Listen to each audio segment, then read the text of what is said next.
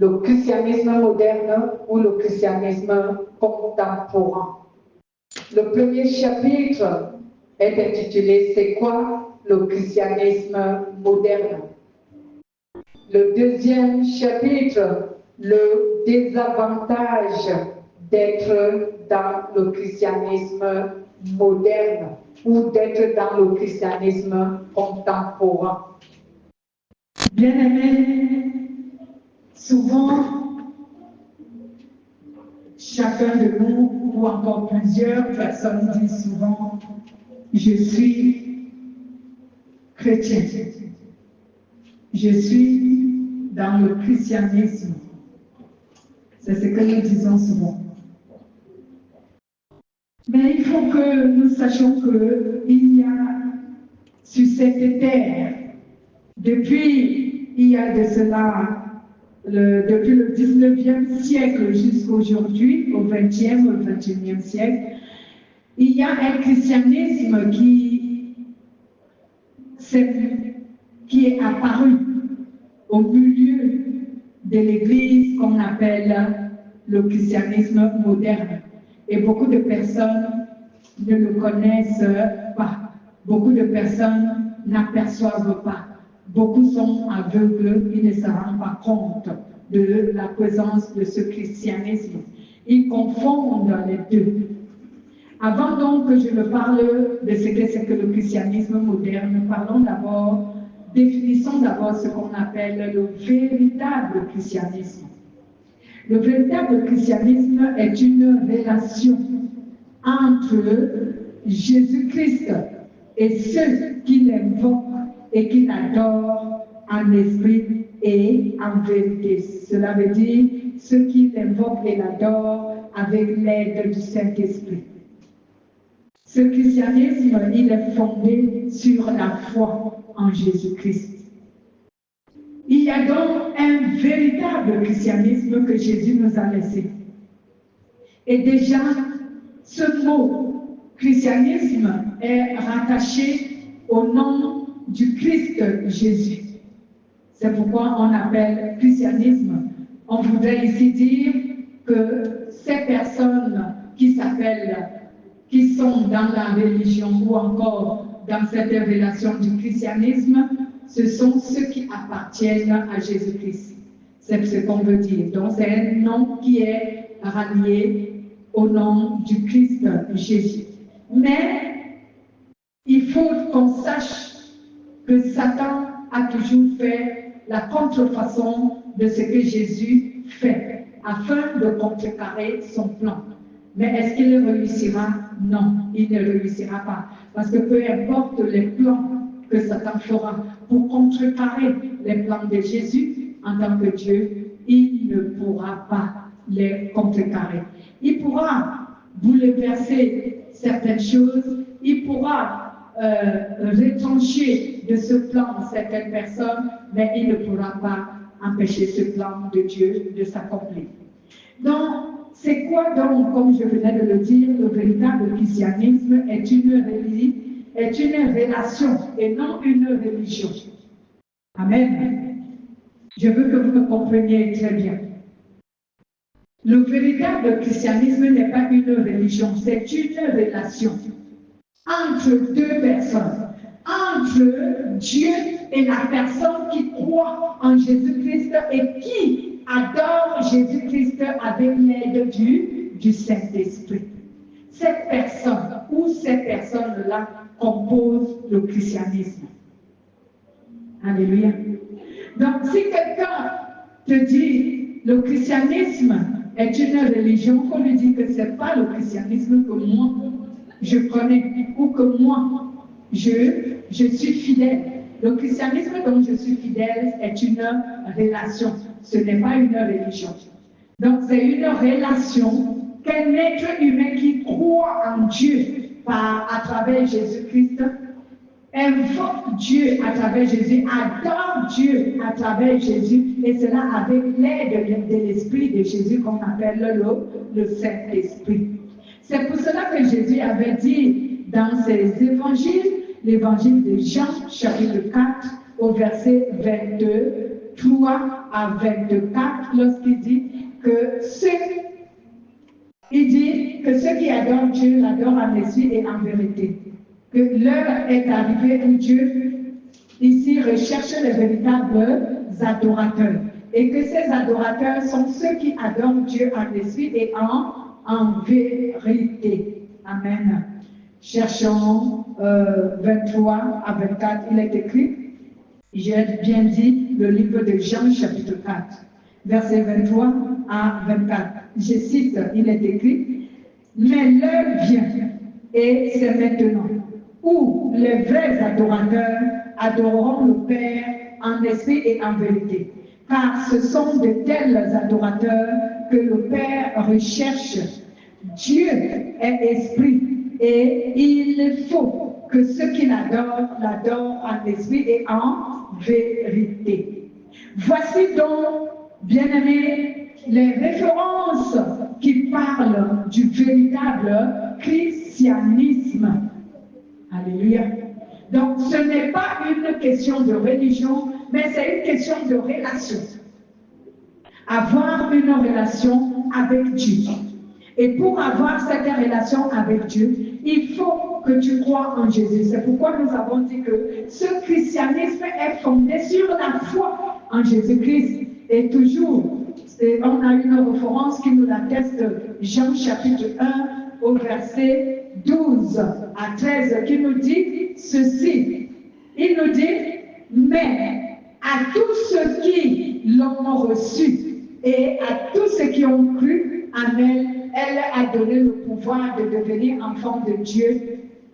Et lesquels sont nés, non de la chair ni du sang, mais de la volonté de Dieu. Amen.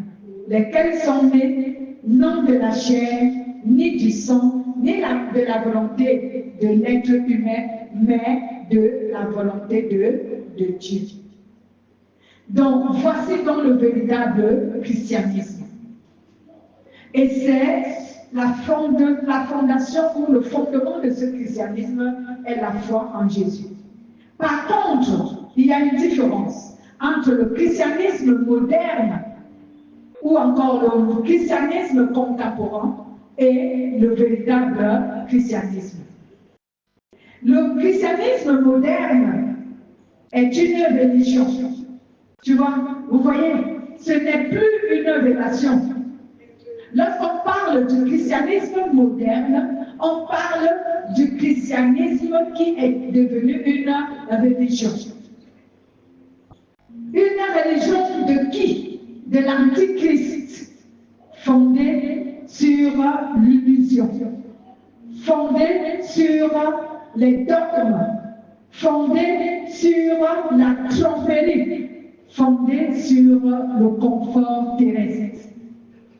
Bien aimé, quand on parle d'une religion, on veut ici faire allusion à un groupe, à un organisme, voilà, à un organisme qui a ici sélectionné ses lois et qui les a établies pour que les fidèles, les disciples ou les membres de cet organisme doivent l'observer.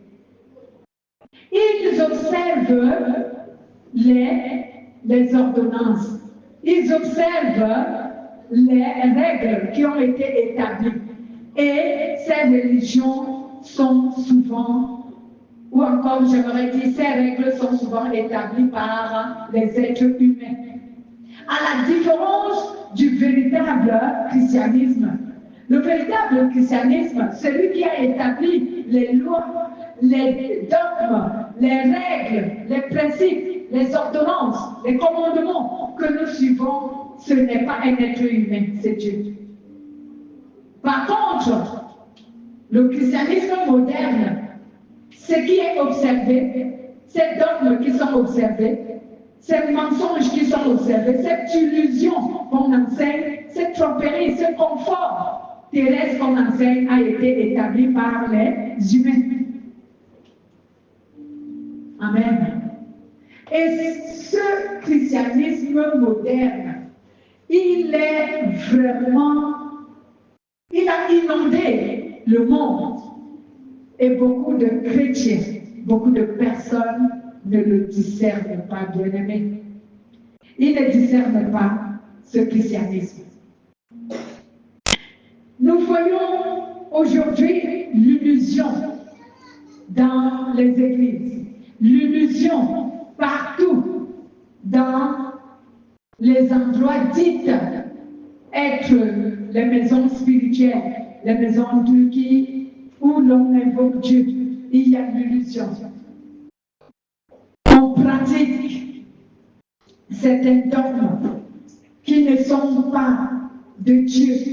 L'illusion y est placée au sein de cette religion. La tromperie banale et les promesses du confort terrestre ou matériel est l'objectif des messages de tous les jours. Bien aimé, cela n'a pas commencé aujourd'hui. J'ai dit que je pense que cela a commencé depuis lors, mais remarquez depuis le 19e siècle jusqu'à aujourd'hui. Lisons un peu Luc chapitre 4 au verset 5 à 8 et après nous lirons Deutéronome chapitre 6 au verset 14 à 17 pour comprendre comment ce christianisme s'est introduit au sein de l'Église, au sein de la communauté chrétienne et dont les humains confondent aujourd'hui au véritable corps du Christ.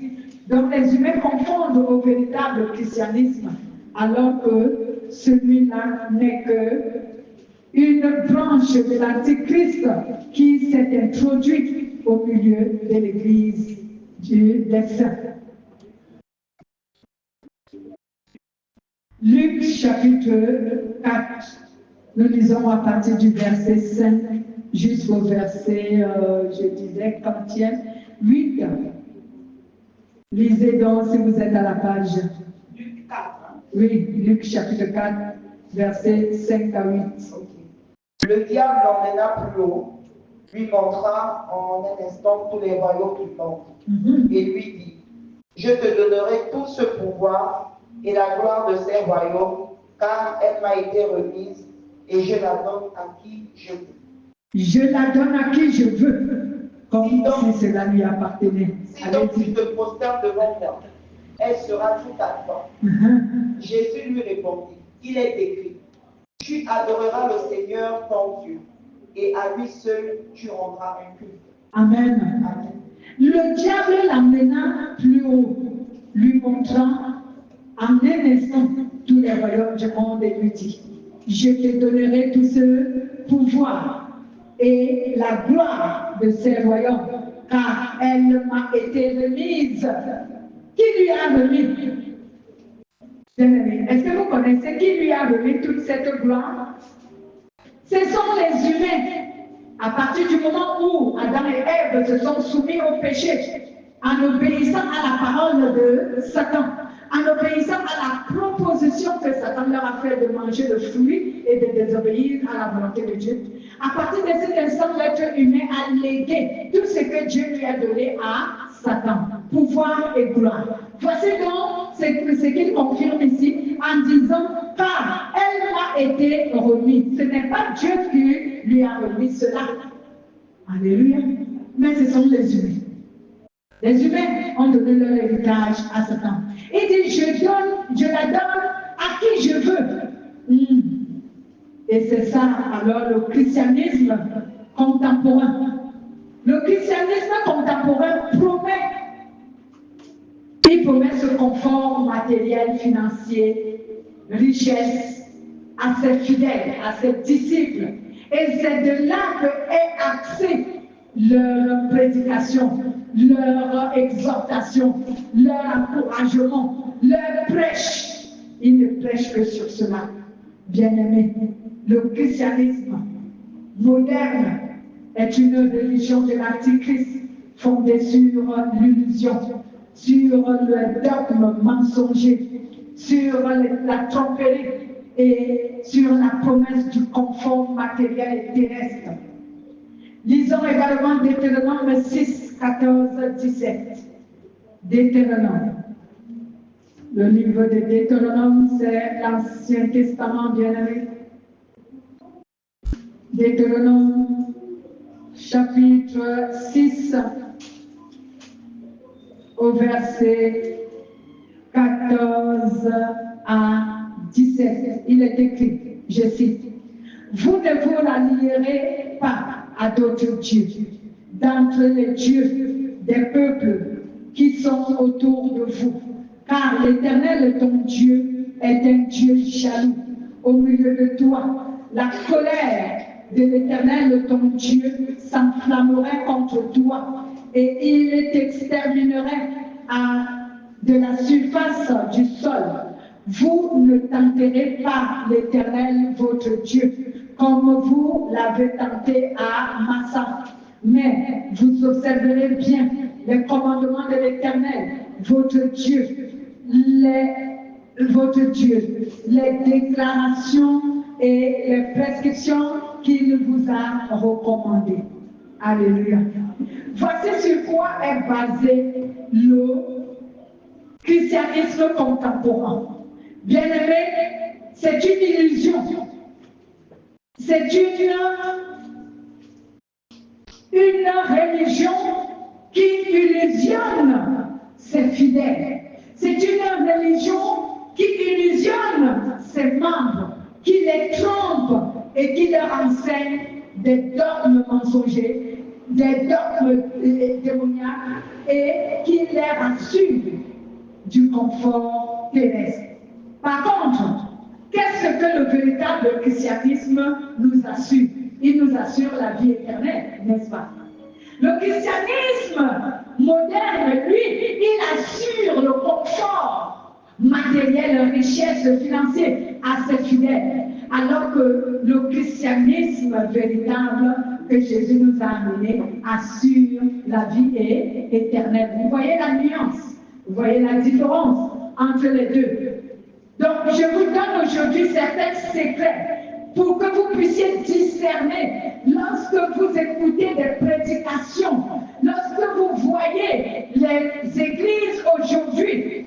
Observez ce qui est dit comme message. Écoutez ce qui est dit comme message. Observez les rituels qui sont faits dans ces églises. Et alors, si vous avez entendu cet enseignement, si vous avez appris cet enseignement, vous allez savoir que cette église fait partie du christianisme moderne. Elle n'est pas vraie.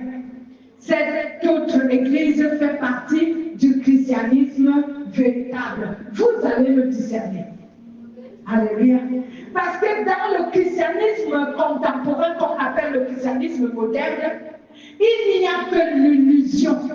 La promesse qui est donnée à ses fidèles, c'est la promesse du confort matériel, financier, richesse, bonheur terrestre.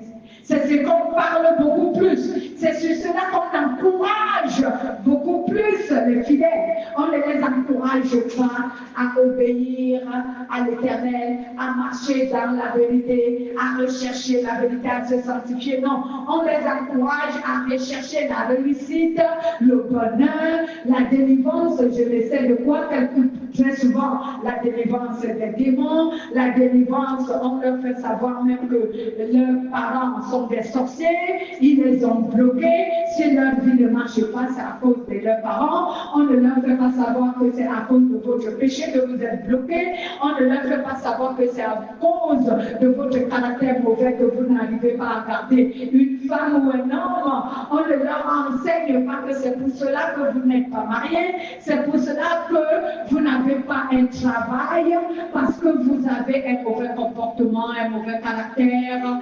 On ne leur enseigne pas sur cela. On leur fait savoir que ce sont les démons, les sorciers qui leur empêchent d'atteindre leur objectif. Alors que Dieu nous dit que ce qui nous empêche d'atteindre notre objectif, c'est le péché. Alléluia. Mais dans le christianisme contemporain, on te fait savoir que c'est quelqu'un d'autre qui empêche que tu atteignes ton objectif. Ce n'est pas ton péché, mais c'est quelqu'un d'autre. On te flatte, on te ment et on te garde dans le mensonge. Bien aimé, le but du christianisme contemporain, que j'appelle ici le christianisme moderne, est d'égarer, d'éloigner un bon nombre de personnes de Dieu et de les entraîner à la perdition afin qu'ils n'obtiennent pas la vie éternelle. C'est cela l'objectif du but du christianisme moderne. Ils ne veulent pas préparer les chrétiens à l'avènement de notre Seigneur Jésus-Christ. Ils ne veulent pas préparer le chrétien à la vie éternelle. C'est pourquoi, pendant tous les cultes de ces églises, on ne voit que les délivrances sur délivrances. Les véritables messages ne sont pas prêchés. Le message qui contredit le péché n'est pas prêché. Et d'ailleurs, ce christianisme moderne, il normalise le péché. Ah, Seigneur Jésus. Ce christianisme normalise le péché. C'est que quelqu'un est dans le péché, on a du mal à lui dire qu'il est dans le péché. Pourquoi? Parce que le pasteur lui-même, il est dans le péché. Lui-même, il vit dans le péché. Alors, s'il vit dans le péché, comment est-ce qu'il pourra vous dire de sortir de ce péché? Je prends l'exemple, lorsque un pasteur est un pratiquant de la magie noire. S'il constate que toi, tu es aussi idolâtre, que tu pratiques la magie noire, est-ce qu'il va te critiquer? Ou encore, est-ce qu'il va te reprocher? Il ne va pas te reprocher. Il le sait et il te laisse dedans. Si tu es immoral, donc tu es un débauché, le pasteur lui-même c'est un débauché, est-ce qu'il va prêcher sur la débauche? Non, il ne va pas prêcher sur la débauche, parce que lui-même c'est un débauché. Et il sait que vous le savez. Alléluia. Parce que si un pasteur sort les femmes, ou elle sort les hommes dans une église, comment peut-il oser se tenir sur la chair et dire aux gens que la débauche sexuelle ou la sexualité en dehors du mariage est interdite? J'ai appris certains pasteurs qui enseignaient que avant que tu ne te maries, il faut d'abord connaître ta femme et ton mari. Il faut les connaître sexuellement. Alors que la Bible nous parle des vierges.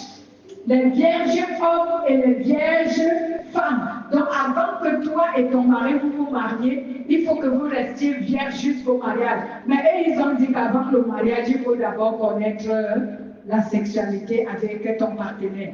Vous voyez pourquoi ils le disent? Ils le disent, ils normalisent ce péché parce qu'eux-mêmes, ils font cela. Ils savent que s'ils disent que c'est un péché, ceux avec qui sont dans l'église, ils l'ont fait. Ceux-là vont les regarder, que mais regarde-moi celui-là, il est dans la chair et il est en train de mentir, alors que lui et moi on couche ensemble. Alléluia. Alors ils normalisent les choses. Amen. Donc, bien-aimé, lorsque tu diras, non, si tu es divorcé, il faut que tu te réconcilies avec ta femme. Hein? Tu ne peux pas aller épouser, tu vas réconcilier ta femme. Puisque lui-même, il est divorcé peut-être 2 ou 3 fois, alors il ne va pas en parler. Sinon, tu vas lui dire que, mais toi-même, finalement, comment tu nous enseignes autre chose et toi-même, tu fais autre chose? Il normalise le péché. Alléluia. Dans ce christianisme, bien-aimé, les chrétiens qui sont des fidèles, des disciples, sont bernés. Ils sont bernés. Donc le but du christianisme moderne est d'égarer un bon nombre de personnes, de les éloigner de la volonté de Dieu, de les entraîner dans la perdition, afin que ces derniers n'obtiennent pas la vie éternelle. C'est pour cela que ce christianisme enseigne des erreurs. Hein? Leurs prédications ne sont que des erreurs axées sur les fausses doctrines. Hein?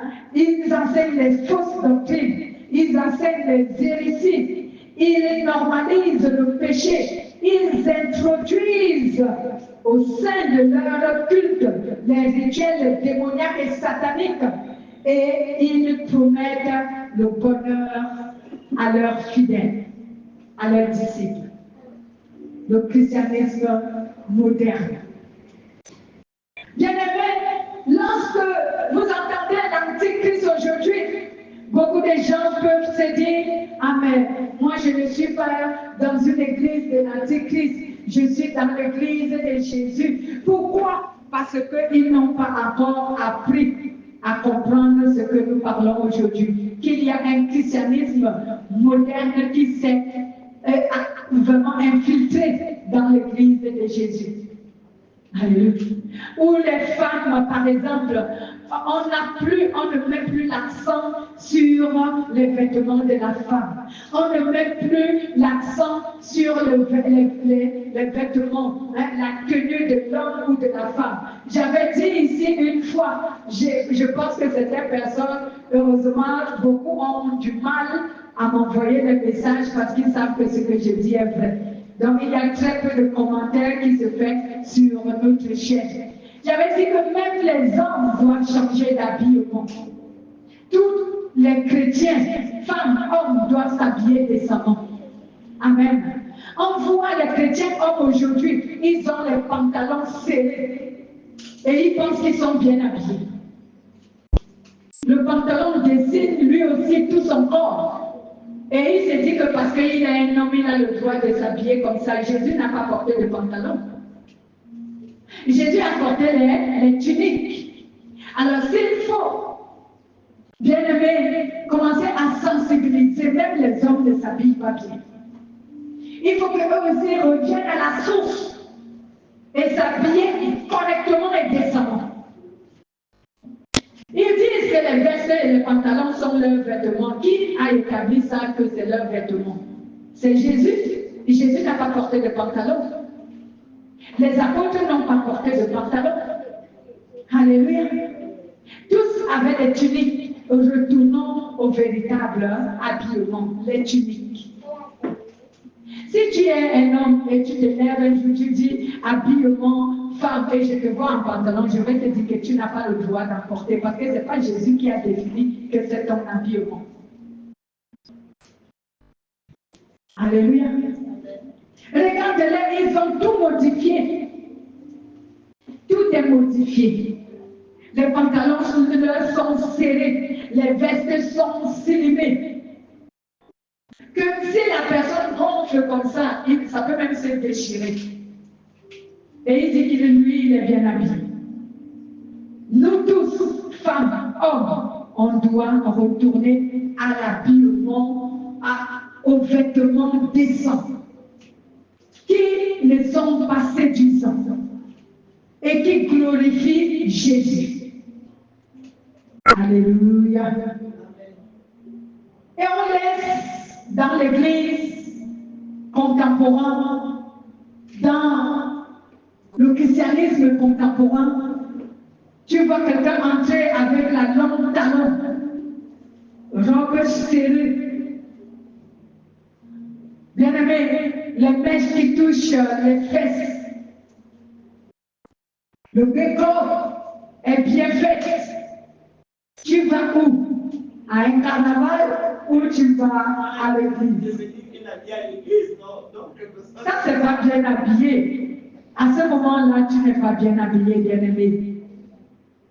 Tu n'es pas bien habillé. Parce que bien habillé ne veut pas dire que tu es, comment le monde moderne a donné cela le nom, tu es sexy. Non. Le mot sexy n'est pas de Dieu. Tu ne peux pas venir à l'église sexy. Même si ta longue robe touche la cheville, mais toutefois qu'elle est serrée, elle n'est plus valable. Elle n'est plus approuvée par Dieu. Alléluia. La robe doit être à même de bouger de ton corps. Amen. Et donc elle ne puisse te mouler tout le corps. Non. Elle doit être à même de bouger. Même si c'est une robe droite, même si elle n'est pas évasée, même si elle est droite, mais il faut qu'elle puisse bouger. Pas du genre à te dessiner tout le corps. Alléluia. Et puis, il faut quand même voiler sa tête pour ne pas attirer la jalousie. Parce qu'il y a ceux qui viennent avec les mèches juste pour se faire voir que ma mèche, elle est plus chère que pour l'autre. Et c'est pour cela qu'il y a des jalousies dans l'église, des jalousies païennes dans l'église. Sa chaussure a coûté tel prix, sa robe coûte tel prix, son sac a même coûté tel prix, les mèches qu'il a sur la tête coûtent tel prix.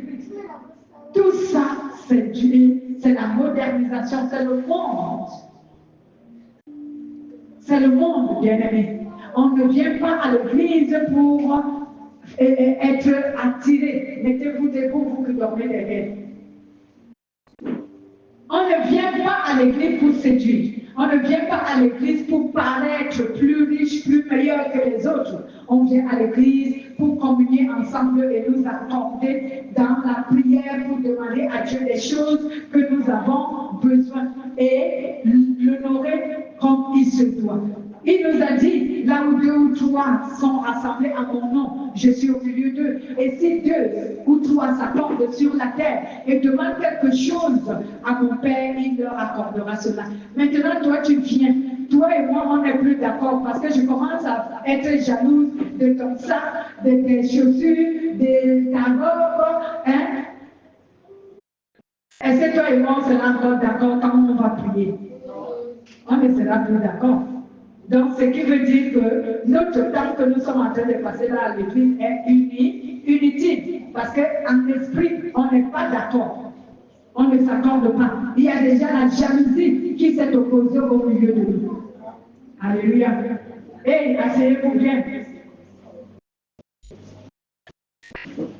L'église moderne, le christianisme moderne, on permet tout. Tout est permis.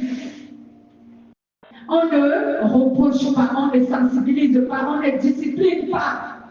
De peur que la personne se fâche, de peur que la personne quitte l'église. Non, on ne va pas discipliner cette personne.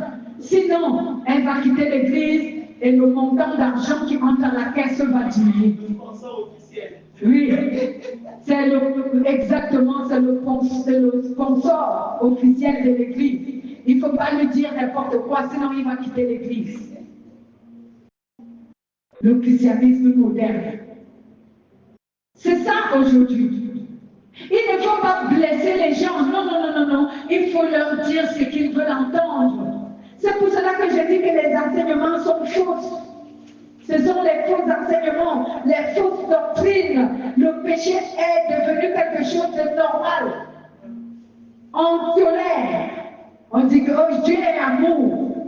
Dieu est amour. Mais il changera. Il changera comme il ne va pas changer. Elle ne va pas changer. Parce que vous ne lui dites pas ce qui touche son cœur pour qu'il change ou pour qu'elle change. Elle ne changera pas. Alléluia. Oui, la personne ne changera pas. Ne perdez pas, ne vous trompez pas, elle ne changera pas. Puisque vous ne lui dites pas ce qui lui permet de changer. Qu'est-ce qu'elle va faire pour changer? Vous normalisez tout. Quand la personne entre là dans l'église, si c'est une femme, elle a ses talons, elle a son habillement sexy que je dis là. Hein? Vous ne lui dites pas. Il y a même des sœurs ou des frères qui lui disent ah ben tu es très bien habillée aujourd'hui. Quoi? Elle est très bien habillée aujourd'hui. Tu as bien regardé ou tu as vu avec les yeux charnels? Le christianisme contemporain, moderne. Et c'est ce qui remplit l'église aujourd'hui. Et les gens croient que les chrétiens sont nombreux. Les véritables chrétiens ne sont pas nombreux. Ils ne sont pas nombreux. C'est le christianisme moderne qui est nombreux, qui est populaire. Le véritable christianisme est très peu nombreux. Bien-aimé, quand tu écoutes les prédications, bien-aimé, les personnes s'élèvent pour venir sceller la parole. Quelle est la parole qu'ils scellent? La parole que le pasteur a dit, Je te vois l'année prochaine à la même heure, à la même date, comme l'a dit Dieu Tout-Puissant à Sarah. L'année prochaine à la même heure, au même instant, à la même année, au même moment, tu tomberas enceinte. Est-ce qu'il y a des femmes stériles ici? Oh, l'année prochaine, tu seras enceinte. Je vois quelqu'un ici qui va se marier bientôt. Je vois quelqu'un qui va travailler. Je vois quelqu'un qui est sorti d'une prison spirituelle. N'importe quoi.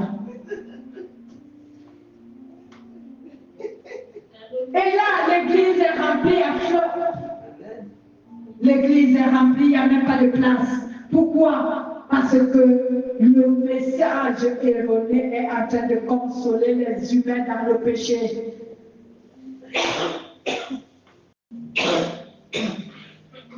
Ils sont consolés dans leur péché. Personne ne s'examine. Aucune parole n'a touché un être humain pour être examiné. Non, ils ne s'examinent pas. On les a bernés, consolés dans leur péché. Vous allez travailler demain. Je vois quelqu'un qui est stérile ici. Elle va enfanter bientôt. Il faudra venir voir le pasteur. Après, vous allez faire un travail spirituel. Mensonge. Quel travail spirituel? Un être humain est incapable de faire un travail spirituel à un autre. Celui qui fait le travail spirituel sur l'être humain, c'est le Saint-Esprit. Alléluia. Quel travail spirituel tu peux me faire? Des fausses visions, des fausses prophéties. Et les cultes durent des heures et des heures et des heures dans ces bêtises, dans ces mensonges. On prophétise des heures et des heures, on fait des visions des heures et des heures. Bien-aimés, quel Dieu! Quel Dieu! Moi j'ai souvent dit, je ne sais pas comment Dieu, lui, il me parle de manière contraire peut-être aux autres. Un Dieu qui parle des heures et des heures. Il ne se fatigue pas de parler des heures et des heures, il va te parler. Je sais que Dieu parle tantôt d'une manière, tantôt d'une autre, mais Dieu n'est pas un bavard. Dieu ne peut pas commencer à parler des heures et des heures. Vous avez commencé depuis je ne sais quelle heure. Vous êtes là jusqu'à l'heure où vous êtes toujours en train de parler. C'est toujours Dieu. Bien-aimé, Dieu veut que nous soyons disciplinés. Les promesses mensongères. Donc, si je vais réitérer ici, le but du christianisme moderne ou encore du christianisme contemporain est d'égarer un bon nombre de personnes loin de la vérité, les entraîner à la perdition, afin qu'ils n'obtiennent pas la vie éternelle. C'est pour cela qu'on voit que ce christianisme enseigne des erreurs, des fausses doctrines. Il normalise le péché. Il introduit dans son sein, pendant les cultes, les rituels sataniques et démoniaques, ils promettent à leurs disciples le bonheur terrestre et matériel. Et c'est là tous les jours. La vie facile. Bien-aimés, nous allons lire quelques références. 1 Timothée chapitre 4, verset 1 à 2. 2 Pierre chapitre 2, verset 1 à 3. 2 Timothée chapitre 4, verset 5. Verset 1 à 5. Je vais reprendre. 1 Timothée chapitre 4, verset 1 à 2. 2 Pierre chapitre 2, verset 1 à 3. 2 Timothée chapitre 4, verset 1 à 5. Lisons d'abord, bien-aimés, que quelqu'un prenne 1 Pierre. Moi, je commence à Timothée. 1 Pierre, c'est 2 Pierre autant pour moi. Quelqu'un prend 2 Pierre. Moi, je commence à Timothée, chapitre 4. Je commence au première lettre de Paul à Timothée, chapitre 4, verset 1 à 2. Il est écrit. Mais l'Esprit dit expressément que dans les derniers temps, quelques-uns abandonneront la foi pour s'attacher à des esprits séducteurs et à des doctrines de démons, par hypocrisie de faux discoureurs. Ils marquaient au fer rouge dans leur propre conscience. Amen. Au dernier temps, les gens s'attacheront aux fausses doctrines. Lisez donc Pierre d'abord, avant qu'on ne revienne sur 2 Timothée. Pierre chapitre 2, Pierre chapitre 2. Il y a eu de faux prophètes parmi le peuple. De même, il y a parmi vous de faux docteurs qui introduiront insidieusement des hérésies de perdition et qui, reniant le maître qui les a rachetés, attireront sur eux une perdition soudaine. Oui. Beaucoup les suivront dans leur dérèglement, et à cause d'eux, la voie de la vérité sera calomniée. Par cupidité, ils vous exploiteront au moyen de paroles trompeuses. Mais depuis longtemps, leur condamnation est en marche, et leur perdition n'est pas en sommeil. En sommeil. Par cupidité, ils vous exploiteront au moyen de paroles trompeuses. Mais depuis longtemps, leur condamnation est en marche et leur perdition n'est pas en sommeil. Alléluia. Lisons également de Timothée, chapitre 4, au verset 1 à 5. Deuxième lettre de Paul à Timothée, chapitre 4. Je t'adjure devant Dieu et devant le Christ Jésus, qui doit juger les vivants et les morts, et au nom de son avènement et de son royaume. Prêche la parole, insiste en toute occasion favorable ou non. Convainc, reprend, exhorte avec toute patience et en instruisant. Car il viendra un temps où les hommes ne supporteront plus la saine doctrine, mais au gré de leur propre désir, avec la démangeaison d'écouter les mensonges, ils se donneront une foule de maîtres. Alléluia. Ils détourneront leurs oreilles de la vérité et se tourneront vers les fables. Mais toi, sois sauve en tout, supporte les souffrances, fais l'œuvre d'un évangéliste, remplis bien ton service. Alléluia. Viendra le temps, et ces temps ont commencé, comme je le disais, depuis longtemps, l'Antéchrist est entré à l'œuvre. Depuis longtemps, le christianisme moderne a pris place au sein de l'Église. Et il manifeste en se faisant passer comme étant le véritable christianisme. Il trompe, il séduit, il égare, il éloigne, il illusionne et empêche tous ceux qui y sont des fidèles de pouvoir connaître le véritable Dieu et sa volonté. Il donne tout ce que l'être humain est en attente. C'est ce qu'il leur prédit. C'est ce qu'il leur enseigne. Et ils savent que l'être humain est réceptif à ces choses-là. Alléluia. Mais c'est dangereux. C'est pour cela que notre deuxième chapitre est intitulé les désavantages de ceux qui sont dans le christianisme moderne. Bien aimé, le christianisme moderne a introduit en son sein tout ce qui intègre les principes de la modernité et de la philosophie humaine. Il l'a introduit. Lorsque tu cherches le monde dans l'Église, tu le trouveras dans le christianisme contemporain, dans le christianisme moderne. Tu vas trouver le monde dans l'Église. Il faut voir comment les chantres chantent. Aujourd'hui, nous avons tous adopté la fausse modestie. Une femme aujourd'hui, quand elle veut se placer sur les réseaux sociaux, elle a le foulard sur la tête, la fausse modestie. Et beaucoup pensent que c'est la sanctification. Va tout simplement côtoyer cette personne dans sa vie moderne et regarde comment elle vit. Alors tu sauras si elle est vraie ou fausse.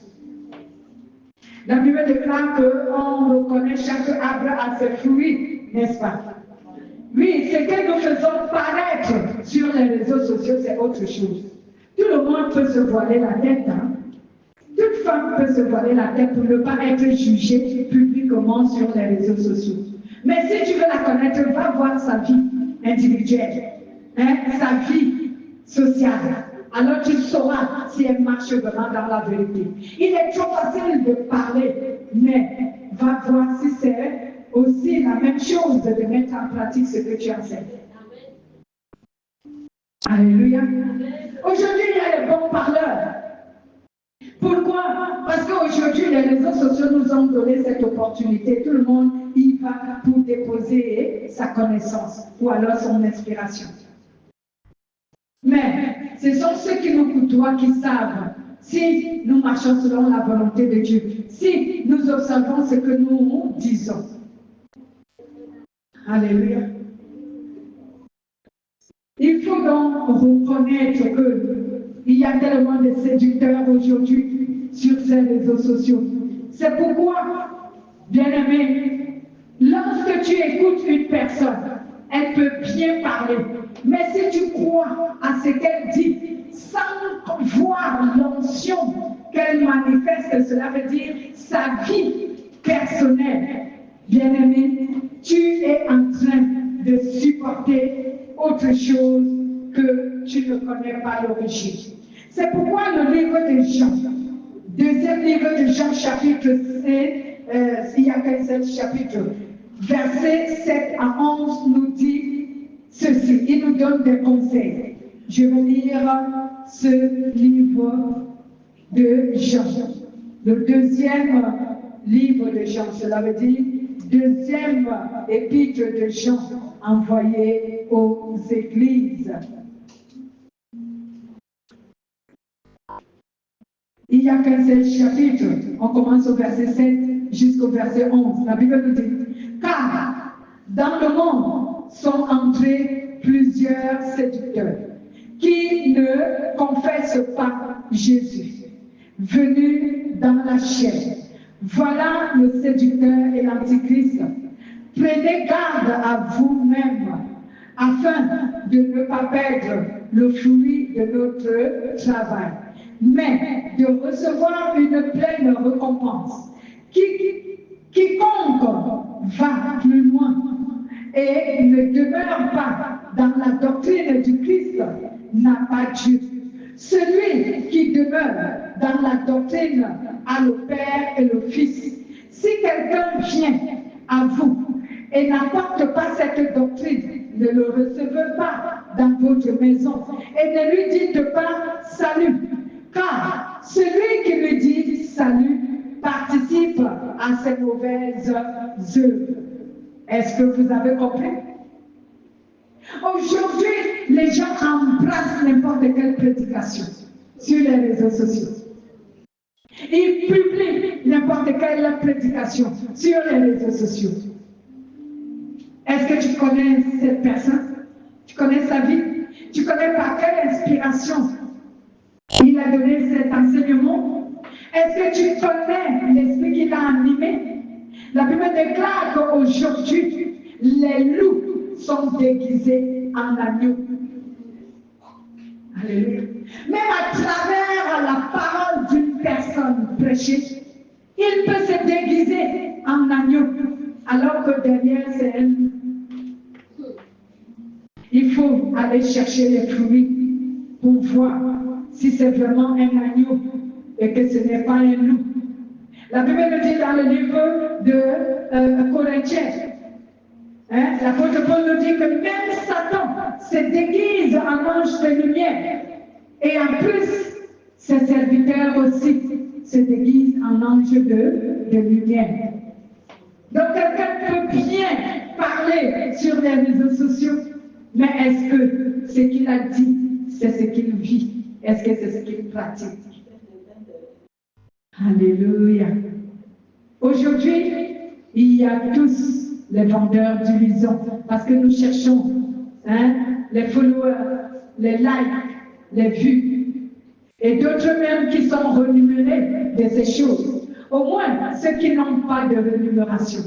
Mais d'autres sont renumérés, alors c'est ce qu'ils cherchent et ils parlent bien pour que tout le monde apprécie. Le christianisme moderne. Faisons attention, parce qu'il y a un danger à ce christianisme. Et nous allons le savoir dimanche prochain, lorsqu'on va parler du désavantage de quiconque fait partie de ce christianisme. Alléluia. C'est ici que nous allons nous arrêter, que Dieu soit loué devant nous et béni.